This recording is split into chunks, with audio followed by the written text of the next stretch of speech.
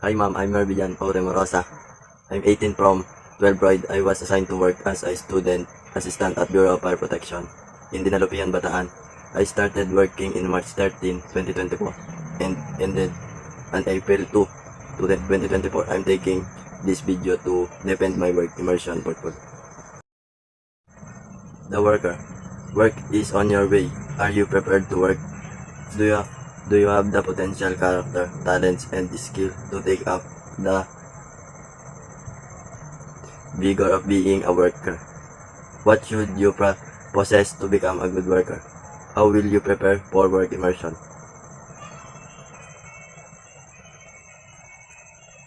As a grade 12 young student about to start my OJT at the Bureau of Fire Protection, I'm excited to begin working. While I may not be best student in eager to learn and improve during this experience. To do well as a worker, I know it's important to be adaptable, communication effectively, be reliable, and have a positive attitude. These things will help us succeed and make a positive contribution to workplace. To get ready for my work immersion, I learned about how the Bureau operated and its rules. I'll ask for help when I need it. Try my best and approach each task with enthusiasm. I'm determined to do well and show that I'm a good worker. I need more than just abilities to be ready for work immersion and to be excellent worker. I require tenacity, flexibility, morality, and an openness to new ideas. Consider areas of strength and improvement over time. Seek guidance, polish my abilities, and develop a positive outlook on my work. Accept obstacles and chances for personal development and always aim for the betterment of many than to my own self only. Next, confidentially in the workplace. Suppose you work in a police station or a law firm and sign a confidentiality agreement regarding all their cases at hand.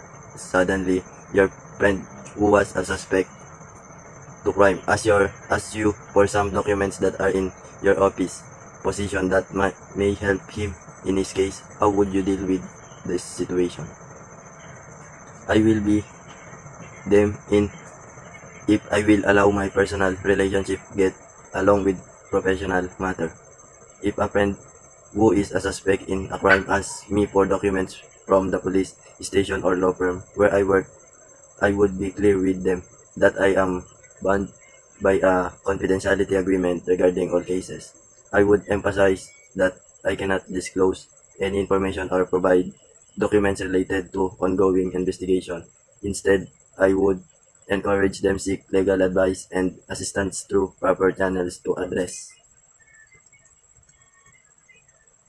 their case effectively.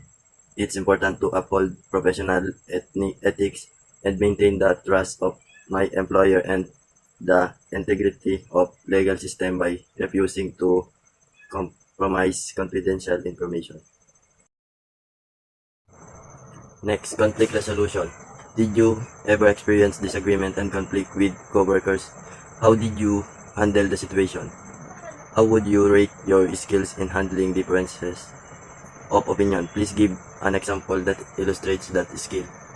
No, I haven't had any disagreement or conflict with coworkers during on-the-job training because I know how to get along with others as well as stand up for myself when I am being in a situation where I need to defend myself.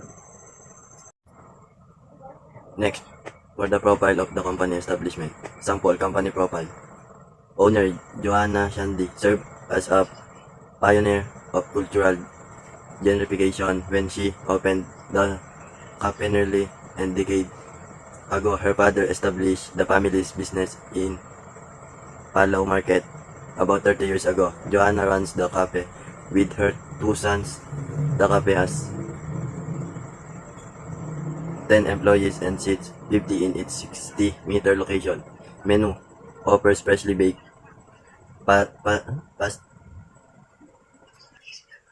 pastries and desserts, homemade pastas, breakfast, salads, and various gourmet main courses like the pig bouillabaisse dish. Write description and profile of your working immersion area. Please include pictures.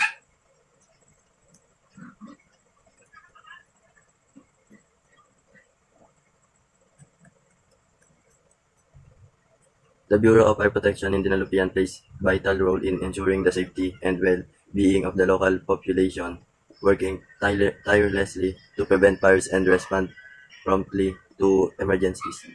Vision: a modern fire service fully capable of ensuring a fire-safe nation by 2034. Mission: we commit to prevent and suppress destructive fires, investigate its causes, enforce fire code and other related laws, respond to man-made and natural disaster and other emergencies. There are all company rules and regulation. Describe briefly and or insert or pass her. Praise her. 1. Professionalism and ethical conduct. Personnel must maintain a high level of professionalism, integrity, and ethical behavior both end of duty. 2. Fire safety inspection. Regular inspections of buildings and establishments to ensure compliance with fire safety standards. 3. Emergency response protocols adherence to establish procedure for responding to fire incidents, natural disaster, and other emergencies. 4. Mandatory training, regular participation in training programs and fire drills to keep skill and knowledge up to date. Number 5. Use personal protective equipment. Mandatory use of appropriate PPE during operation and training exercise to ensure safety. Work immersion agreement and liability waiver. I am fully aware of the duties and responsibilities I will undertake through the work immersion program with the cooperating company through the request of Luwakan National High School Annex. During my on-the-job training, OJT at the Bureau of Fire Protection, again, invaluable insights and skills. I learned the importance of discipline and teamwork as a firefighters and staff worker together seamlessly to maintain safety order. My tasks range from organizing files to assisting in public safety drills, which helped me develop a sense of responsibility and attention to detail, interacting with various people including officers and civilians, enhanced my communication skills, boosted my confidence. The experience also deepened my appreciation for the role firefighters who not only extinguish fire but also educate the public on fire prevention and safety. Participating in community outreach programs and teaching fire safety measures incredibly rewarding as I saw the direct impact of our efforts on the community. Despite the physical and mental challenges, I learned the value of perseverance and staying focused under pressure.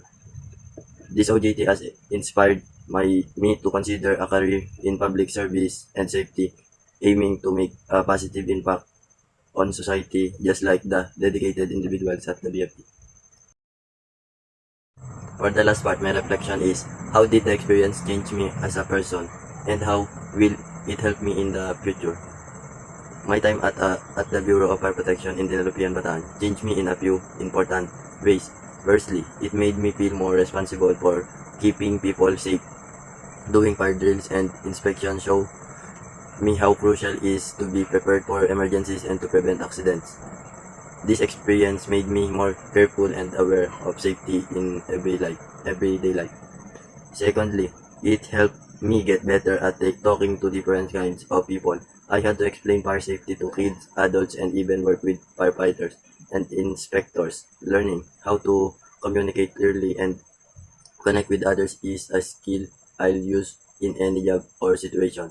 Lastly, it sparked a passion in me for helping others and being involved in my community. Seeing how our efforts made a difference in keeping people safe inspired me to want to help others. In the future, overall my time at the BFP taught me a lot and made me want to keep working to make a positive impact wherever I go.